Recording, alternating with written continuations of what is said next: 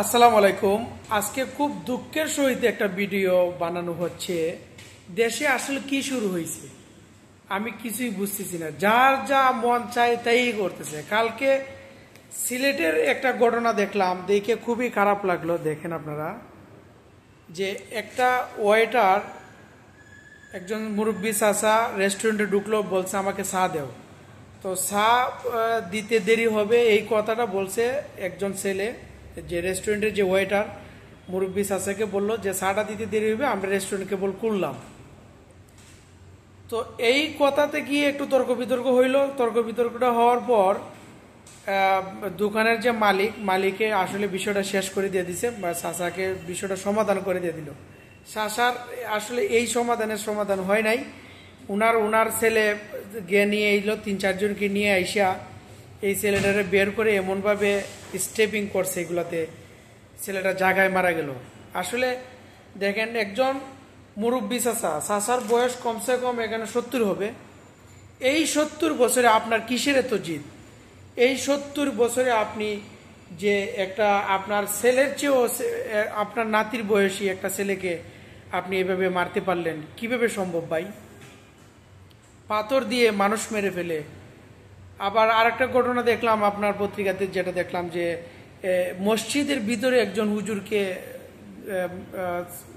দাও দিয়ে সেদে ফেললো। এগুলো দেখে আসলে খারাপ লাগে। মানুষে সামান্য বিষয়ে তর্ক বিতর্ক নিয়ে যে অবস্থা শুরু করে, মানুষের এত জিদ, এত খারাপ লাগা, মানে এত কিছু করার এটা কারণটা কি আমি বুঝে পাইতেছি না। যার যার মন চায় তাই করতেছে। যে এই যে লোকটা এই অত বৃদ্ধ বয়সে একটা বাচ্চা ছেলেকে মেরে ফেললো, এটা আসলে আমি ভাষা নাই, আমি কি বলবো।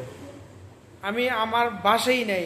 বন্ধু কিছু বলতো এই ব্যাপারে, যে আসলে মানে এই যে মুরব্বী চাচা, 70 বছরের একজন চাচা, একটা ওনার নাতির বয়সী একটা ছেলে আরো বাড়াটি করে ছেলে নিয়ে এসে মারে ফেললো। দিন দিন মানুষের মনুষ্যত্ব দূর হয়ে যেতেছে। মানুষের যে মহব্বত, ভালোবাসা, এগুলো আসলে দিন দিন হ্রাস পাইতেছে।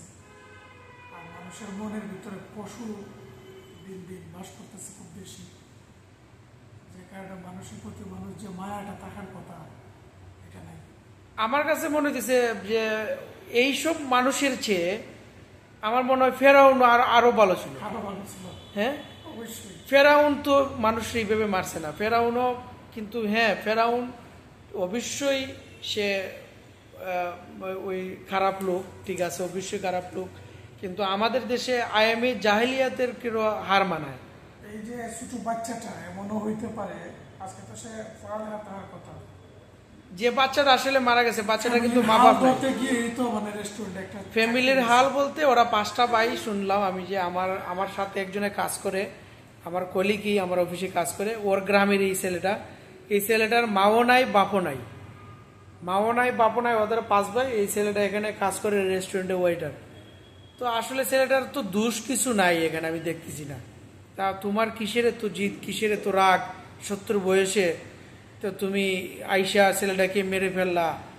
এটা আমি এইসব লোককে আমার জানা মতে, আমার যতটুক জ্ঞানে ধরে, এইসব লোক ওই যে পাথর দিয়ে একজন লোককে মারলো, তারপরে এই যে মুরব্বী চাচা, সিলেটের যে ঘটনাটা মুরব্বী চাচা, এটা